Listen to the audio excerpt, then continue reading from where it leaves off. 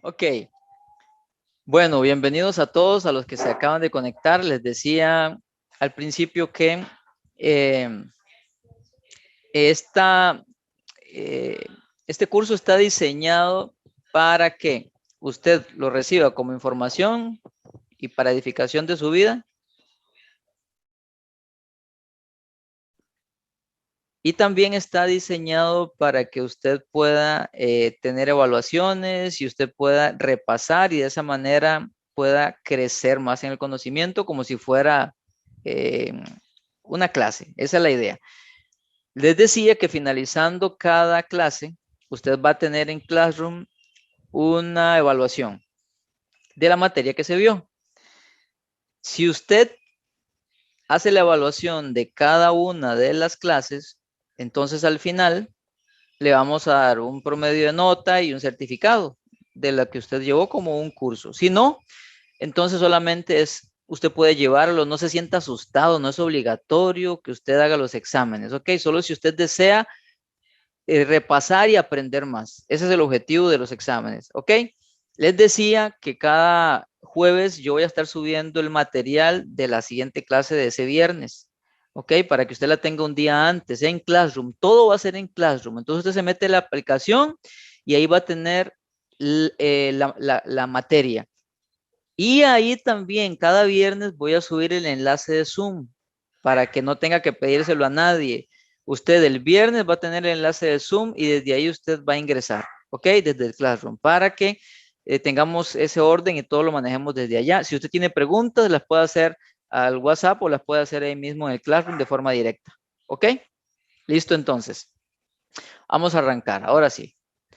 Sentía mucho la necesidad de que esto fuera un poco más humano, ¿verdad? De que nos pudiéramos conocer un poquitito.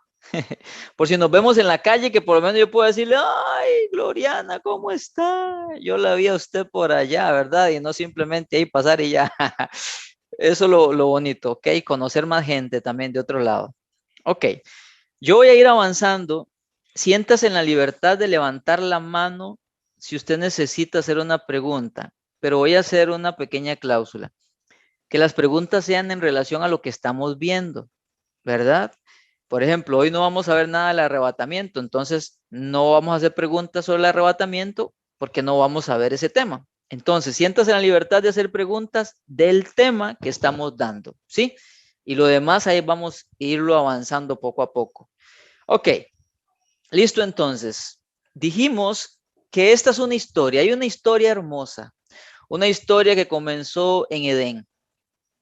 En Génesis 1:1 dice, en el principio creó Dios los cielos y la tierra. Esta es una preciosa historia y como toda historia, quizás uno se pregunta, ¿cómo va a terminar? ¿Cuál va a ser el fin? ¿Cierto? Toda historia tiene que tener un fin y esta no es la excepción. La historia de Dios, el diseño de Dios con la humanidad, Él lo empezó allá, personajes hermosos, tenemos a Adán, tenemos a Eva, luego tenemos a Abraham y ahí empezamos a tener una serie de personajes, como toda historia tiene personajes.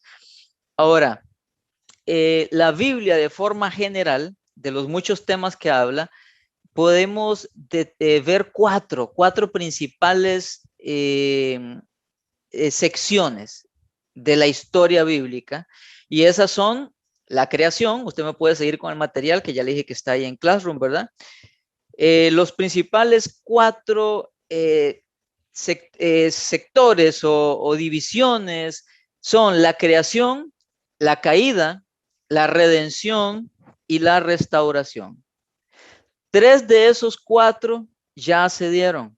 La creación, la caída, estos dos se dieron en Génesis. La redención se dio con Jesús cuando murió en la cruz. ¿Ok? Ok, Jacqueline, muchas gracias. Ahí nos está diciendo Jacqueline de Nandayuri, excelente, muchas gracias. Luego tenemos la restauración.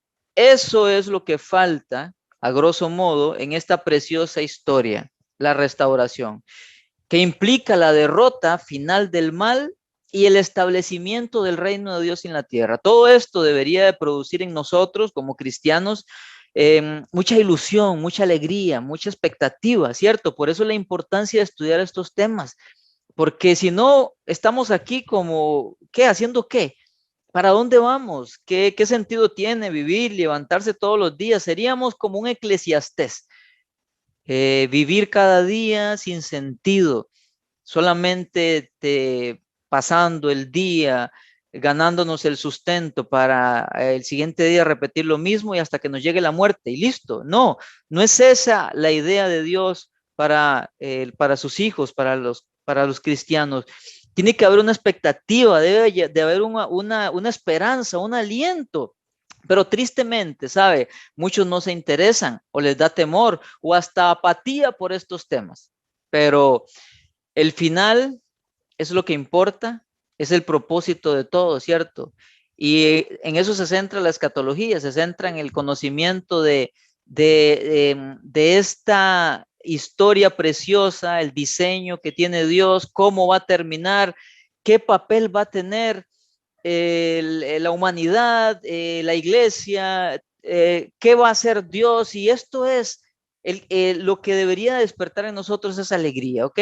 Cuanto más vive un cristiano a la luz de la venida del Señor, más debería aumentar su entrega a Él. En las palabras del apóstol Juan podemos ver, primera de Juan 3, del 2 al 3 nos dice, queridos amigos, ya somos hijos de Dios, pero Él todavía, escuche, pero Él todavía no nos ha mostrado lo que seremos cuando Cristo venga.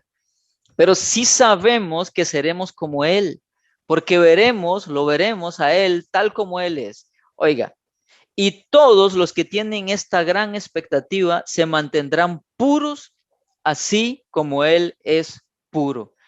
Una de las cosas que desea Dios en nosotros al mostrarnos el desenlace de esta historia es que tengamos esa expectativa. ¿De? No sé qué pasó. Ok, si me ayudan con los micrófonos, por favor. Ok, ahí ya lo silenciamos. Ok, me ayudan con los microfonitos. Ok, Dios desea que tengamos esta expectativa. Repito, Dios desea que vivamos el día a día expectantes de algo. Y ese algo no es la casa que me voy a comprar. Ese algo no es el esposo o la esposa que tendré, los hijos que tendré. Todo eso es importante, pero no es esa la expectativa final que Dios quiere en nosotros, sino es la esperanza de nuestro encuentro con nuestro amado Rey. Y vea qué linda la promesa de primera de Juan 3, del 2 al 3, la última parte dice, y todos los que tienen esta gran expectativa, te pregunto, ¿tienes esa expectativa? Si no es así, ese es el fin de este curso, que usted termine teniendo una gran expectativa. ¿Para qué? Como dice ahí, se mantendrán puros, así como Él es puro. ¿Ok? Ya le dicen a los que practican deportes y cuando tienen un juego importante por delante, les dicen, vea, usted tiene que evitar tomar alcohol, usted tiene que evitar hacer esto, tiene que evitar hacer aquello. Ellos se guardan porque tienen algo por delante, ¿cierto? Algo muy importante. Y es tan importante para ellos que se abstienen de cosas aún que les gusta. Cuanto más nosotros, dice ahí, el que tiene esta expectativa se mantendrán puros en este mundo de tanta inmundicia, en este mundo de tanto pecado, de tanta suciedad, de tanta inmoralidad. Debería de haber algo que nos mantenga expectantes y por ende nos ayuda a mantenernos puros para aquel encuentro precioso. La Biblia nos promete que las aflicciones presentes tendrán su final. Nosotros vivimos expuestos constantemente a pruebas, a dificultades y qué más que lo que está azotando ahorita al mundo, ¿cierto? Todo aquello nos mantiene muchas veces con temor, nos mantiene con incertidumbre, pero para el cristiano no debería ser así. Todo esto, todas estas aflicciones van a tener su fin y la muerte va a ser derrotada. Ahí puede tener como texto de referencia, 1 Corintios 15, 54, 55. Otra cosa hermosa que nos produce el entendimiento de el estudio de la escatología es que vamos a encontrarnos con nuestros seres queridos ya fallecidos, aquellos que murieron creyendo en Cristo. Nos dice Primera de Tesalonicenses 4, 16 al 17. No voy a leer las citas por motivo de tiempo, usted luego los lee. Nos da una promesa, y esa promesa es de que nos encontraremos con aquellos seres queridos creyentes que murieron. Nos vamos a encontrar con ellos y eso va a ser algo bonito, algo que nos llenará de gozo.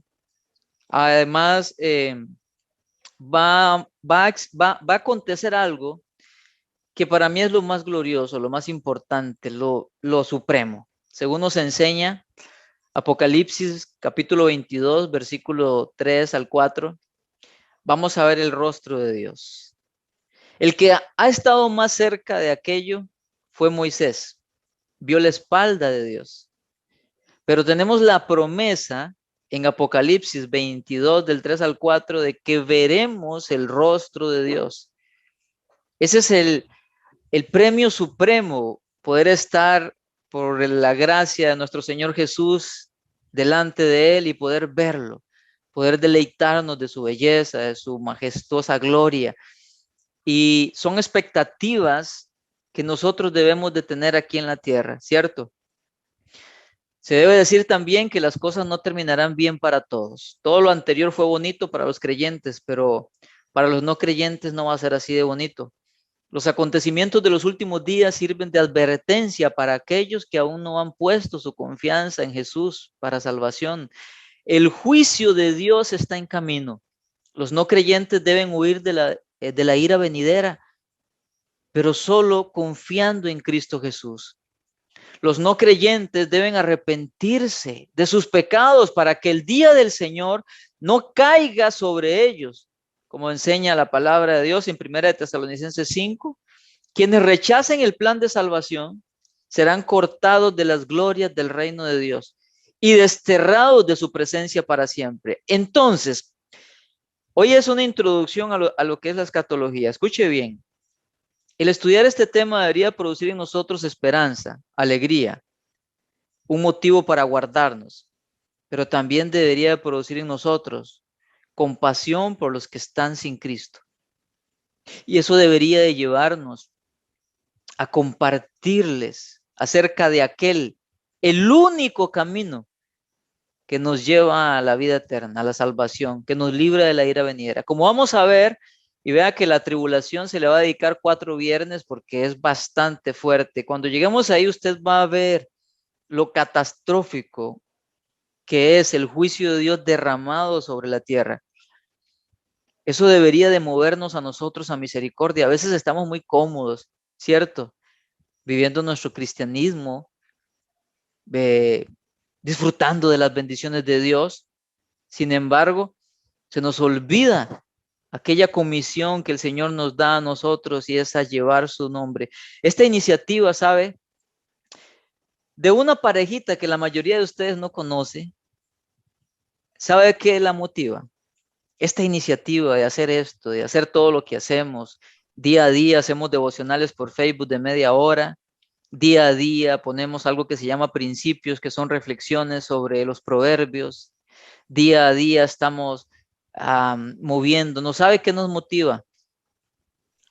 Dijo un pensador, un teólogo muy importante, y cuando escribieron aquello llamado, por así decirlo, la constitución del cristianismo, ellos escribieron que las dos cosas más importantes del ser humano es disfrutar de Dios, disfrutar de Él, deleitarse en Él, pero también la otra cosa importante es el avance de su reino. En cuanto a Dios, las dos cosas importantes del ser humano es disfrutar de su presencia, deleitarse en Él. Eso es lo primero. Y lo segundo, con respecto a la humanidad, es el avance de su reino, que otros lo conozcan.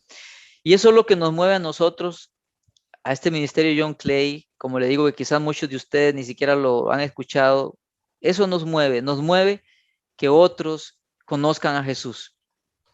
Y nosotros deseamos, y es el deseo de Dios, que los 25 que están acá puedan, por medio de este tiempo, despertar en su corazón esa chispa que se vuelva una antorcha de pasión, primero hacia Dios, para que su comunión con Él sea más fuerte. Y segundo, que te lleve a tener compasión por las almas que están rumbo al infierno.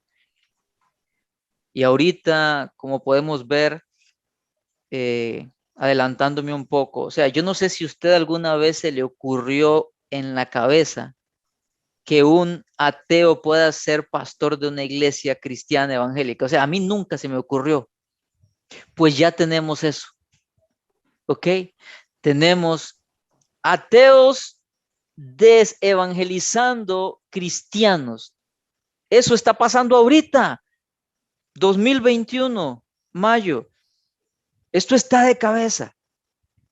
Creo que lo peor que podría pasar es que alguien declarado satanista público diga que sea pastor de una iglesia cristiana.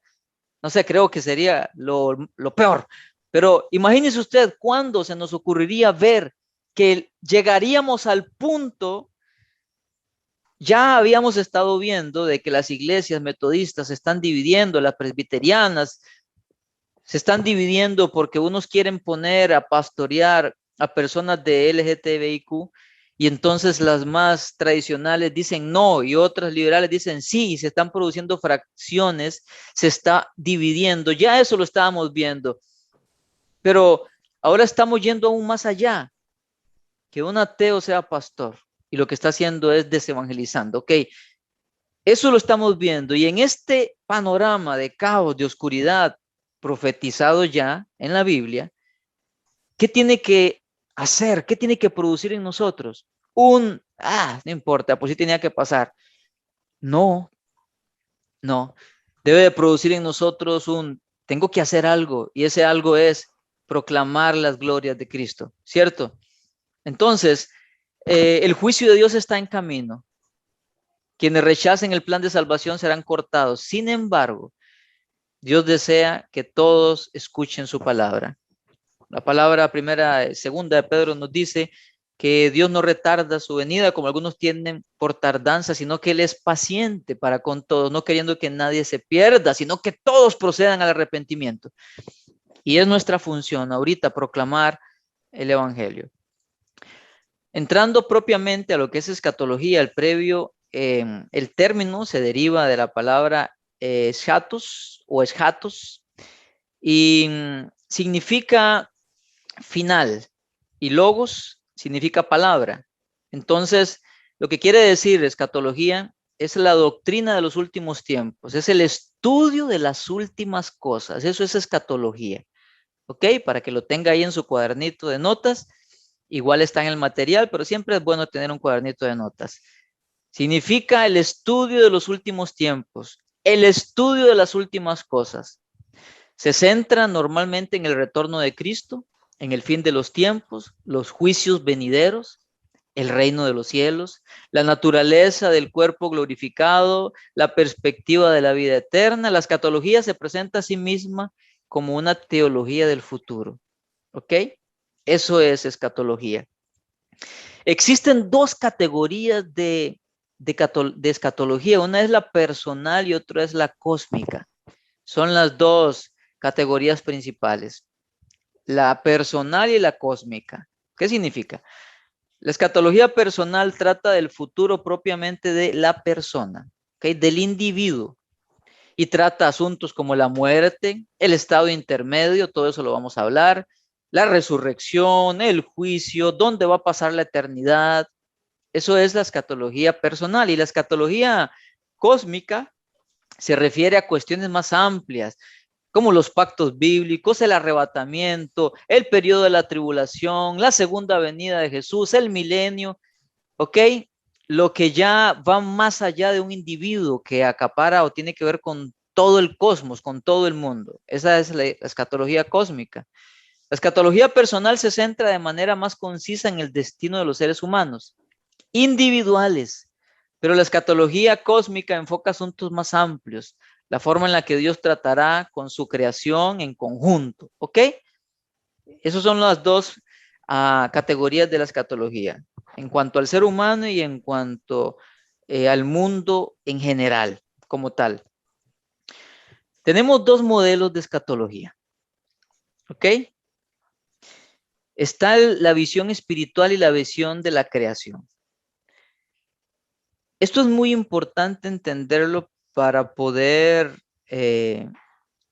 tener una base para todo lo que vamos a estudiar.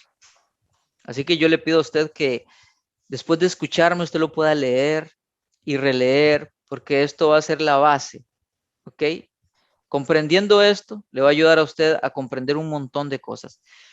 La clase de hoy es como más teórica, cuestiones técnicas. Le pido que tenga paciencia, pero es que es muy importante para que el entendimiento de nosotros se adiestre para poder comprender todo lo que vamos a ver, ¿sí? Así que le pido que sea un poquito paciente con esto que estamos viendo.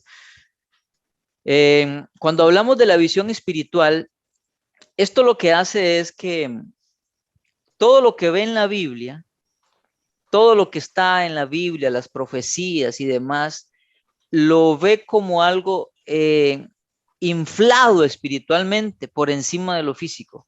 ¿Ok? Entonces, lo que hace es que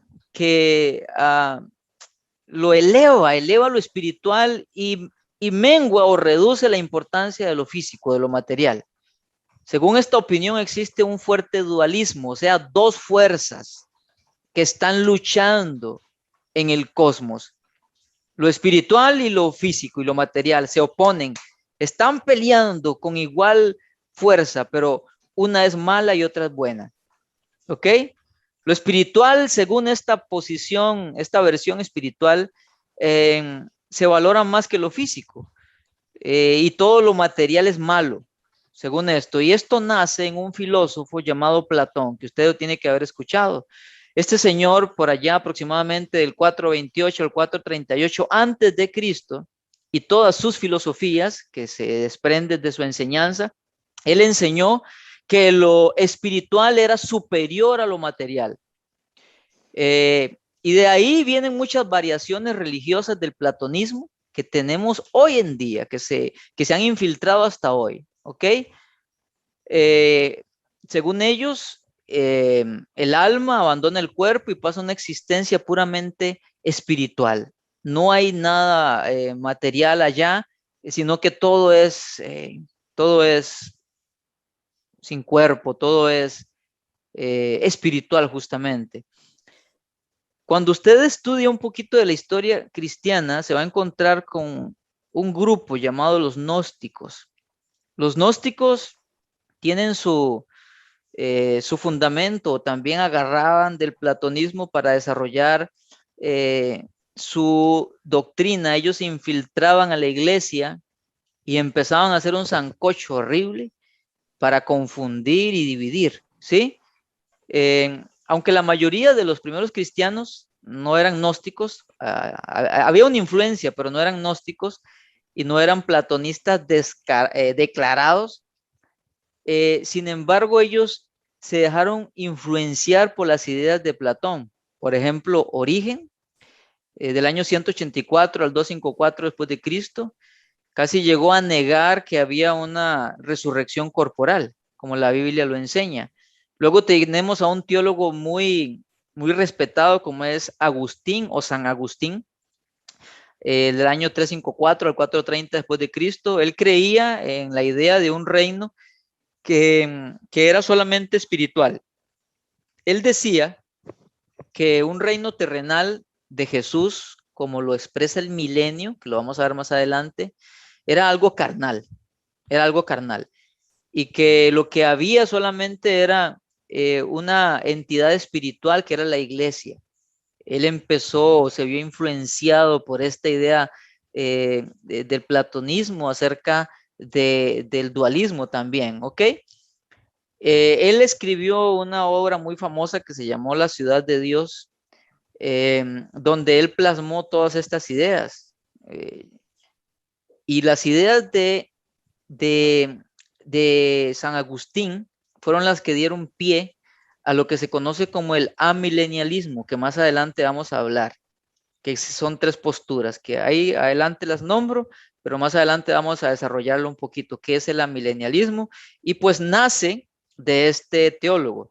Estos dos influyentes teólogos, ellos restaron importancia a los aspectos físicos de la profecía bíblica, ¿sí? Ok, la mezcla no bíblica, escuche usted bien, la mezcla no bíblica de las ideas de Platón con el cristianismo, a eso se le ha denominado cristoplatonismo. ¿Qué cosas hoy en día son una mezcla del cristianismo con el platonismo? Ok, frases como por ejemplo, a Dios le interesa salvar el alma, no el cuerpo. Frases como por ejemplo, el reino de Dios es espiritual, no físico. Frases como por ejemplo, el destino eterno del cristiano es el cielo, no la tierra. ¿Ok? El pensamiento del modelo de la visión espiritual puede detectarse en creencias que afirman que las promesas físicas respecto al territorio, a la nación de Israel, se cumplen en la iglesia. Muchos han llegado a decir que la iglesia es el Israel espiritual. Y según vamos a ir avanzando, vamos a ir viendo que esto no es así. Y el entendimiento de que Dios tiene un programa para Israel y un programa para la iglesia es sumamente importante para comprender versículos difíciles que hablan sobre acontecimientos futuros. Existía una revista que se llamaba El Lado Lejano, que presentó ahí una idea de un hombre en el cielo, con una aureola, con sus alitas, sentados. Estaba tan aburrido que decía, tendría que haberme traído una revista, porque lo que estaba queriendo decir es que el futuro en el cielo es mortalmente aburrido. ¿Por qué? Porque según ellos solamente es flotar en el aire. Según esta idea platónica es solamente estar en una nube sin nada que hacer todo el día, todos los días, por toda la eternidad. Esa es la idea a la que lleva esta idea platonista de la versión espiritual. Tenemos otro modelo y es el modelo de la nueva creación. El modelo de la nueva creación confirma la bondad de toda la creación de Dios, incluidos los elementos materiales. Pablo nos dice en Colosenses 1:16, porque en él, o sea, en Cristo, fueron creadas todas las cosas, las que hay en los cielos y las que hay en la tierra, visibles e invisibles. ¿Ok? La creación se compone de realidades espirituales y materiales y ambas son importantes para Dios. Ambas se vieron negativamente afectadas por el pecado y por la caída del hombre, pero van a acabar siendo restauradas por Dios. Pedro dice en Hechos 3:21 que Dios va a restaurar todas las cosas. ¿Ok? El enfoque de la nueva creación no niega la importancia de las verdades espirituales, las ratifica. Sin embargo, se opone a los esfuerzos por espiritualizar las realidades físicas o tratarlas como inferiores. Las bendiciones espirituales y físicas vienen juntas. Y ahí tenemos pasajes como Isaías capítulo 11, capítulo 25, capítulo 65, capítulo 66, Romanos 8, Apocalipsis 21, aseguran que los planes futuros de Dios implican realidades materiales también. Y cuando lleguemos al milenio vamos a tener un entendimiento de cómo ahí se cumplen estas profecías de Isaías y se cumplen otras profecías bíblicas hermosas. ¿Por qué? Porque lo que Dios tiene planeado no solamente es que flotemos allá en otro lugar y que estemos en una nubecita haciendo nada. No ese es el diseño de Dios. Y usted va a ver lo hermoso del diseño que Dios tiene. ¿Ok? Dios creó un mundo tangible. Dios creó un mundo en 6 días y luego dijo, es bueno en gran manera. ¿Qué fue lo que sucedió? Génesis 3, el pecado manchó absolutamente todo. Pero Dios va a restaurar y a regenerar esta tierra. ¿Ok? Y eso es lo que nos espera. Ahora, hay algo que se llama la interpretación bíblica. Y para nosotros no errar en el entendimiento de las profecías bíblicas, es necesario que la interpretación sea gramático histórico. Y a grosso modo, sin meterme mucho en esto, lo que quiere decir esto es que nosotros tenemos que entender lo que el escritor quiso decir literalmente cuando transmitió su mensaje. Eso es una interpretación gramático-histórica. Es una interpretación literal. ¿Ok? Ahora, ¿por qué la mayoría de teólogos optan por la interpretación gramático-histórico y no por espiritualizar las profecías? Porque todo lo que se profetizó con respecto a la primera venida se cumplió. Como por ejemplo, que el Señor Jesús iba a nacer de una virgen, Isaías 7:14, que iba a nacer en Belén, Miqueas 5:2, que iba a morir en una cruz de forma espantosa, Isaías 53. Si las profecías con respecto a la primera venida se cumplieron literalmente, sin espiritualizar nada, eso quiere decir que lo respectivo a su segunda venida también se va a cumplir, tal cual está.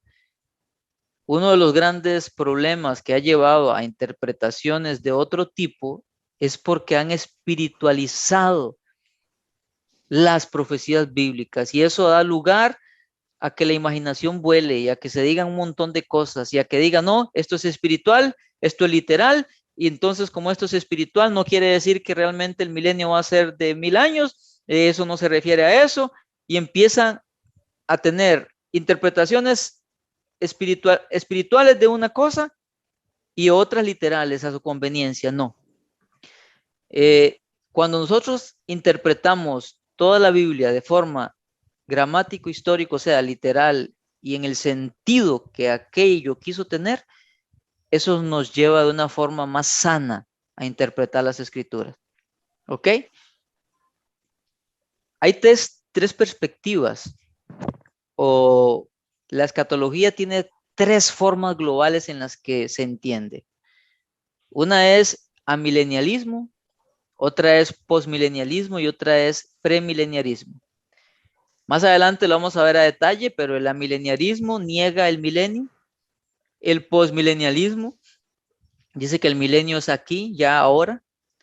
Y el premilenarismo cree que va a haber un milenio y que es literal y que está previo a la restauración de todas las cosas.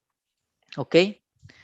La palabra milenio se deriva o se saca de Apocalipsis 24, la parte B, donde dice, vinieron y reinaron con Cristo 1000 años. ¿Ok?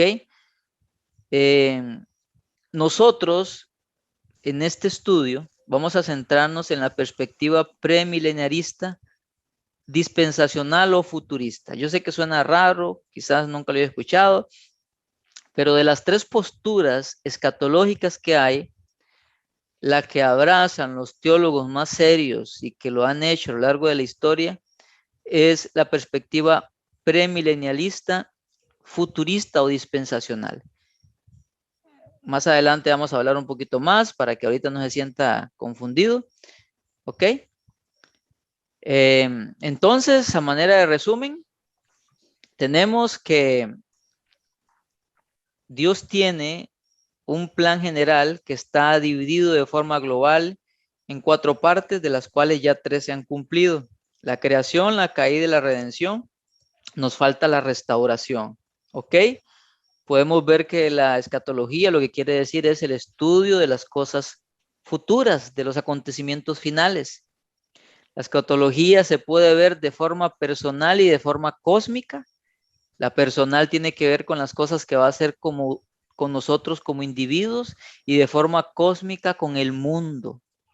¿Ok?